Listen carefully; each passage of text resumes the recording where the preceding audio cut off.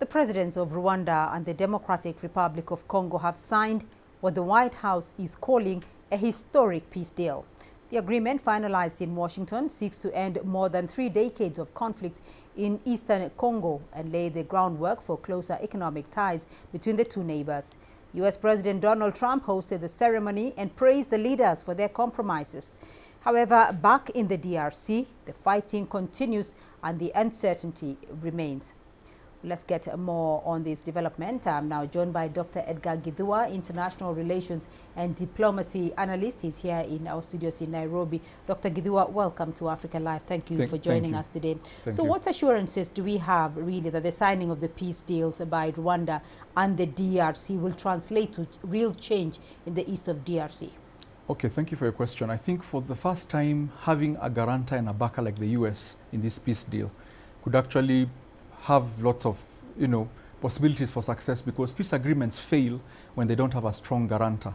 Anybody can sign a peace deal, but who is there to enforce and guarantee that the parties who have signed the peace deal keep to their side of their bargain? So with the US in this peace deal, it's possible that for the first time we may have some relative peace within the region. Well, one may ask, what is in it for the Trump administration in this DRC-Rwanda peace deal? Why is the US so enthusiastic about this? Number one, it's been a problem in the eastern parts of DRC. It's a conflict that's gone on for long.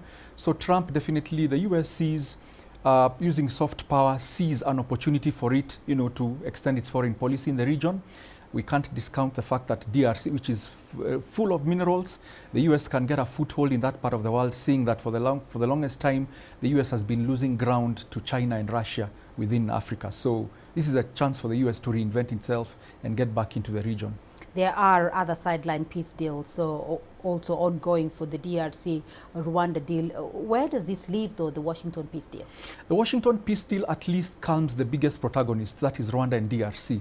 Then the smaller peace deals with M23 and any other smaller group, at least if there is political goodwill from Rwanda and the DRC to maintain a modicum of peace, for Rwanda to tell DRC, get rid of the FDLR rebels, and for DRC to tell Rwanda, get your troops off my soil. If we begin that way, the smaller ones will cascade down. So let's say if the big one works, the small ones, there is room for the small ones to work as well. So when we talk about the Rwanda peace deal and the Nairobi peace process, how does it all come together? I think now they get superseded pretty much by now what has been signed in the US, because all these different tracks were trying to get these protagonists to the table.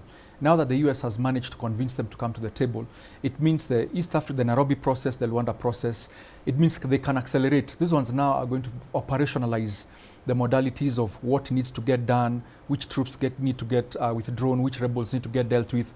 So the big one anchors the small ones. So if there is political goodwill, and I say political goodwill because ultimately it could be signed, but if Rwanda and DRC agree they will not keep to the peace, we don't have a peace deal. But this one will help the small ones work. As we speak, though, we do understand that back in the DRC, the fighting is ongoing. So one might really ask, the fighting is ongoing even as peace deals are being signed? Because, and this is just my theory, because the people who are signing the peace deal are not the ones on the ground fighting.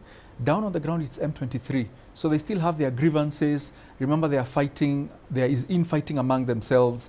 So before they get the news from Washington that, hey, let's have a ceasefire, it will be the DRC coming back and Rwanda coming back home and using their proxies tell them, look here, we are trying to give peace a chance.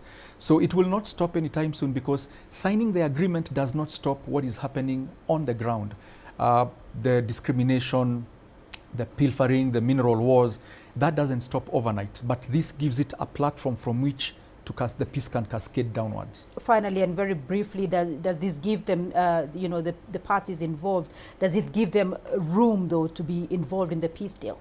It will have to, because already there were some small peace deals that had been signed with the M23, all right? So already that they have already been given a seat at the table.